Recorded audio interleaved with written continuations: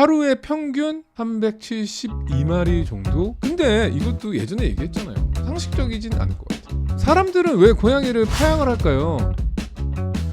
안녕하세요. 거대 고양이 야옹신 나흥식 수의사입니다. 오늘은 조금은 무거운 이야기를 해볼까 해요. 2019년 한 해 유기동물 수가 역대 최고치를 찍었다는 사실을 알고 계신가요? 개와 고양이, 기타 반려동물 포함해서 한 해에 버려진 유기동물 수가 무려 13만 6천 마리 정도라고 하네요. 하루에 평균 372마리 정도? 이걸 또 24시간으로 나누면 1시간에 15.5마리가 버려지고 있다는 사실이기 때문에 저희가 밥을 먹고 있는 시간, 친구를 만나서 커피를 마시면서 수다를 떠는 1시간이라는 시간 동안에도 무려 15.5마리, 대략 16마리 가까운 반려동물이 버려지고 있다는 사실이죠. 처음에 이 유기동물 숫자를 이야기하는 이유는 오늘의 주제는 파양된 고양이를 입양했을 때 이 고양이들을 어떻게 대해줘야 될까라는 것이 주제이기 때문입니다. 혹시 현재 유기묘나 파양을 여러 번 당했던 고양이와 같이 생활하고 있는 보호자분들이라면은 이 영상을 통해서 어떻게 하면 이 파양된 고양이들의 마음을 잘 이해할 수 있을지 함께 알아보는 시간이 되었으면 좋겠습니다.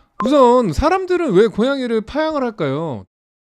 제가 느낀 건 고양이에 대한 조금 이해도가 떨어진 상태에서 즉흥적으로 입양을 했을 때 파양이 되는 경우가 조금 많은 것 같아요. 고양이는 영역동물이고 집안에서만 생활하는 동물이기 때문에 스트레스를 받고 문제 행동을 하거나 집안에 있는 물건을 훼손시키거나 스크래칭을 하거나 공격성을 보이거나 강박 증상을 보이거나 이런 건 자연스러운 행동이거든요. 성향이라던가 성격을 이해하지 못한 채 그냥 지나가다가 너무 이뻐서 입양을 했다던가 그런 상황에서는 이런 문제 행동이 발생하는 것 때문에 보통 당황을 많이 하고요. 좀 황당한 것들도 있어요. 고양이가 갑자기 덩치가 커져서 난 이렇게까지 커질 줄 몰랐는데 물론 커진 게 더 귀엽지도 않아요?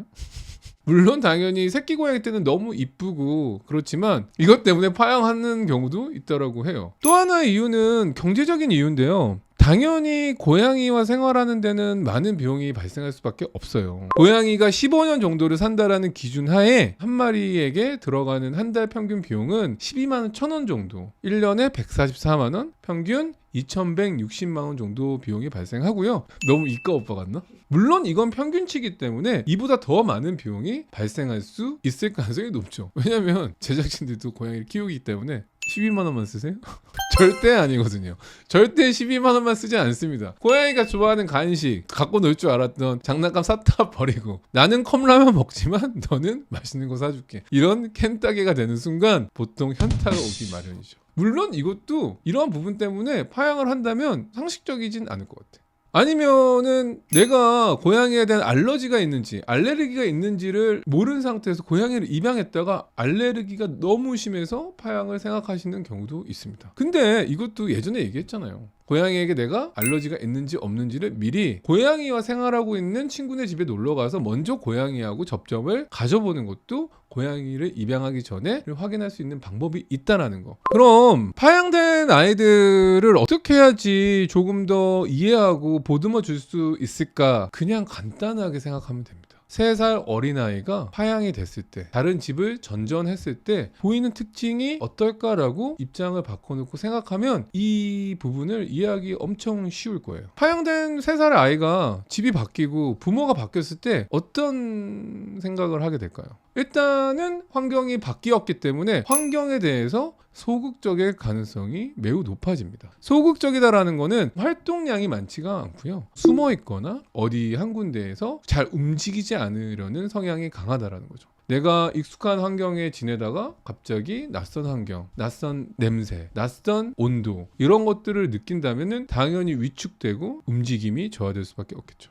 그래서 이러한 고양이들의 특징이 뭐냐면 기본적으로 눈치를 많이 봐요. 환경에 대해서 반응을 빨리 해야 되기 때문에 조그만 소리에도 깜짝 놀라거나 조그만 자극에도 갑자기 도망가서 숨거나 이러한 행동을 많이 하는 거죠. 그래서 파양된 아이를 입양 후에 쉽게 만지려고 한다거나 스킨십을 할 경우에는 공격을 당하는 경우도 상당히 많죠. 바로 발톱을 깎으려 한다던가 목욕을 시키려고 한다던가 귀청소를 한다던가 이러한 일반적인 스킨십을 하려고 하면은 더욱더 고양이가 위축되고 공격성을 보일 수도 있기 때문에 기본적으로는 2주에서 4주 정도는 아무것도 하지 않고 밥만 주고 간식만 주는 것도 도움이 될 수 있습니다. 제일 중요한 거는 고양이가 안정감을 느낄 수 있는 공간을 만들어주는 게 우선입니다. 보통 파양당한 경우는 높이 올라가는 것보다는 숨어 있으려는 성향이 되게 많아요. 그래서 숨숨집이라든가 캣타워, 사람이 많이 다니지 않는 곳에 위치를 해서 안전하다라는 것을 인식시켜줄 필요가 있는 거죠. 특히나 길에서 생활하다가 입양이 된 경우나 공격성이 심해서 파양을 당해서 사람의 손이 덜 탄 경우에는 고양이 콘도를 준비해서 제공하는 경우도 하나의 방법일 수 있어요. 3층으로 된 콘도를 준비해서 위에는 담요로 덮고 그 안에 화장실, 스크래처 이런 걸 통해서 사람에 대한 사회화를 단계적으로 시키는 것도 추천을 드려요.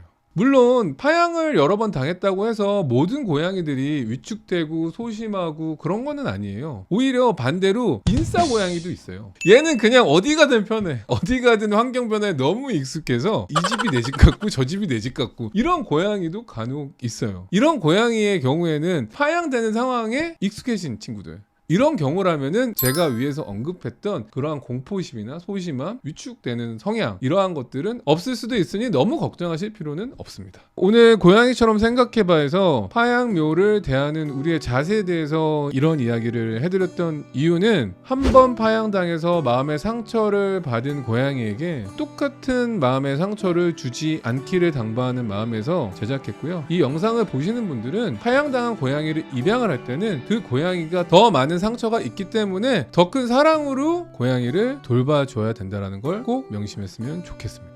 제가 항상 마음에 상처가 있는 고양이를 대할 때 당부드리는 말이 있습니다. 무심한 듯 유심해라. 아무 관심이 없는 듯 관심을 가지다 보면은 고양이가 먼저 마음을 열고 다가오는 순간을 기다리시면 됩니다. 반려동물을 유기하는 행위는 이제는 형사처벌까지 왔어요. 고양이를 입양한다는 거는 15년의 시간을 책임지는 것과 같기 때문에 신중하게 생각하시고 책임감을 가지실 필요가 있습니다. 상투적인 얘기지만 이 한마디 하면서 오늘 마무리할까 해요. 끝까지 책임질 수 없다면 입양을 하지 않는 게 맞다라는 말을 다시 한번 전해드리면서 오늘 고양이처럼 생각해봐는 마무리할까 해요. 오늘 영상이 도움이 되셨다면 구독과 좋아요, 알람 설정까지 부탁드리고요. 2021년엔 제발 한 해에 버려지는 유기동물 수가 적어지기를 바라면서 오늘 마무리하도록 하겠습니다. I've been trying to fake it. I have said I can take it.